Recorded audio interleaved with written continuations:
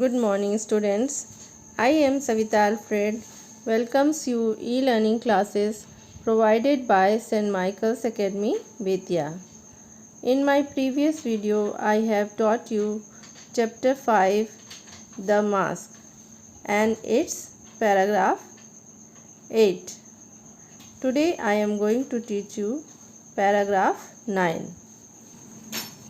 Let's see the paragraph 9.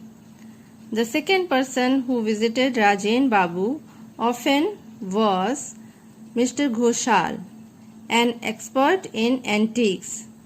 Of late, Rajen Babu had developed an interest in antiques and curios and collected many masks, daggers and old paintings. In this paragraph, Feluda and Topsy was telling that about their second suspect. They were telling the other person used to come to Rajen Babu's house. His name was Mr. Ghoshal, and he was expert in antiques. Expert means a person who has a lot of special knowledge और skill means कुशल किसी भी विशेष विषय में कुशल and antiques means old and very valuable things. So a few days ago Rajen Babu got an interest in old and valuable things and curios. Curios means प्रायः संग्रह की जाने वाली दुर्लभ, असामान्य या आकर्षक वस्तु, अनोखी वस्तु या कोई विचित्र वस्तु. So he was collected many masks, daggers means कटार, चाकू, and he has collected many old paintings also. क्योंकि जो उनके दूसरे पर्सन थे जो उनके घर राजेन बाबू के घर आते थे वो थे मिस्टर घोषाल, जो कि पुरानी और बहुत ही बहुमूल्य चीज़ों के बारे में बहुत ही उनको ज्ञान था. और कुछ दिनों से राजेन बाबू को भी इस एंटीक्स और प्रायः जो चीज़ें दुर्लभ हो जाती हैं, वो नहीं मिलती हैं, कम हो जाती हैं, उन अनोखी वस्तुओं या विचित्र वस्तुओं के बारे में कलेक्ट करना अब राजेन बाबू का भी शौक हो गया था या रुचि हो गई थी उनमें. और उन्होंने बहुत से मास्क और चाकू और ओल्ड पुरानी पेंटिंग्स एकत्रित कर लिया था. Now let's see paragraph 10. Tinkori Babu thought Ghoshal was a crook. I don't trust him at all.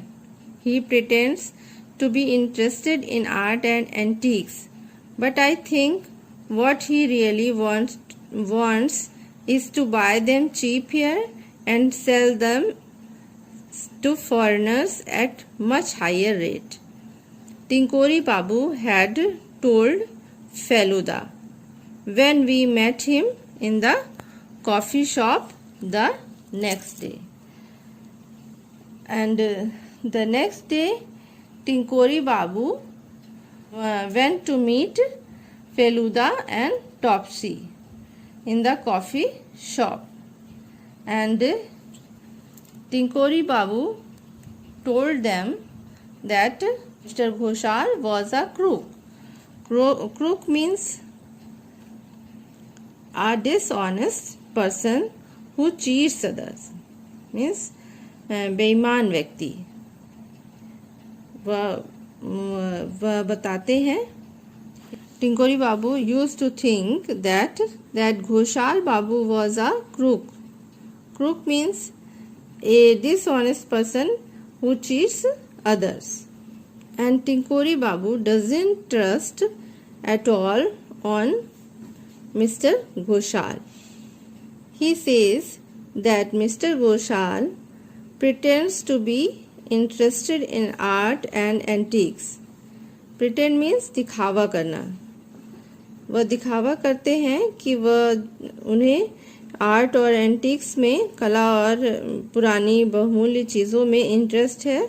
But I think, पर वो कहते हैं कि मुझे लगता है कि वो चीज़ों को सस्ते दामों पे खरीदते हैं और उसे विदेशियों को ऊंचे दामों पे, महंगे दामों पर बेचते हैं. तो ये बातें टिंकोरी बाबू फेलुदा और टॉप्सी को बताते हैं. Now next 11 paragraph. Then he might have a motive in sending the letter to Rajen Babu, said Feluda. Then he might have a motive in sending the letter to Rajen Babu, said Feluda. I learned during my visit to the curio shop today that the shop is going to get some fresh supplies this evening. Then Feluda said, तब तो इस letter को भेजने के लिए उनके पास एक motive है. Motive means a reason for doing something, a reason for writing the threatening letter. कि उनके पास अब तो उनके पास एक रीज़न है कि यह लेटर, जो थ्रेटनिंग लेटर था, धमकी भरा पत्र, वह राजेन बाबू को मिस्टर घोषाल ने लिखा होगा. क्योंकि जब वह बताते हैं कि जब मैं क्यूरियो शॉप में, जो अनोखी विचित्र चीज़ों की दुकान होती है, जो एंटीक्स की दुकान होती है, शॉप होती है, उस पर जब वह गए तो उनको पता चला कि आज उनको उनकी शॉप में कुछ नई सप्लाईज शाम को आने वाली है. So now let's see 12th paragraph. I see, exclaimed Tinkori Babu.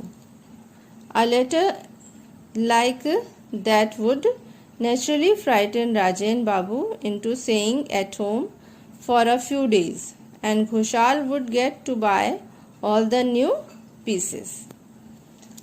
Then Tinkori Babu said, "Oh, इसीलिए मुझे लगता है ये धमकी भरा पत्र उन्होंने दिया है ताकि राजेन बाबू स्केर्ड हो जाए, वो डर जाए और वो कुछ दिनों घर पर कि डर के मारे राजेन बाबू घर पर ही रहे और घोषाल नई चीज़ों को खरीद. टिंकोरी बाबू ने कहा कि तो इसीलिए उन्होंने यह धमकी भरा पत्र उनको राजेन बाबू को लिखा है ताकि राजेन बाबू घर पर ही रहे कुछ दिनों तक और घोषाल वो नई चीज़ों को प्राप्त कर ले.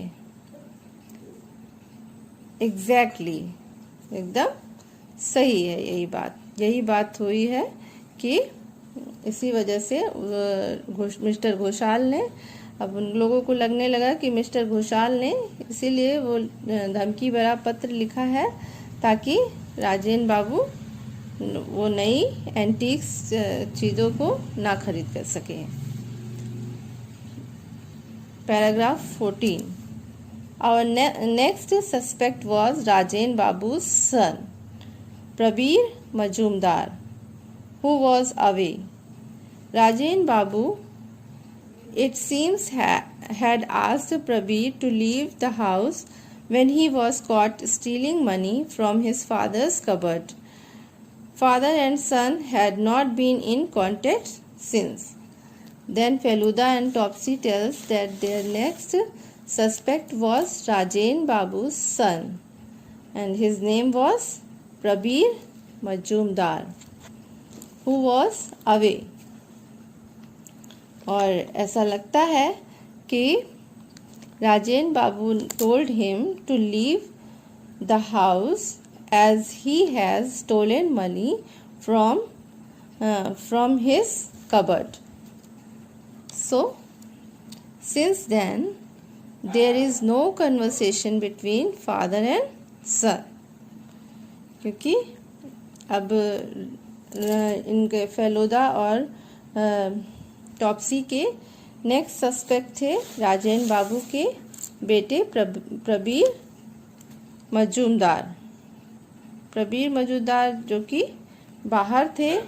और राजेंद्र बाबू ऐसा लगता है कि प्रबीर को घर छोड़ने के लिए राजेंद्र बाबू ने कहा था, क्योंकि उन्होंने उसे पैसे चोरी करते हुए उनकी कबर्ड से पकड़ लिया था और तभी से उन दोनों के बीच में कोई बातचीत नहीं हो रही थी। So now paragraph 15. Feluda's investigation had revealed that Prabir had recently arrived in Darjeeling. This news shocked Tinkori Babu. Then Feluda found out from his investigation that Prabir has come to Darjeeling a few days ago.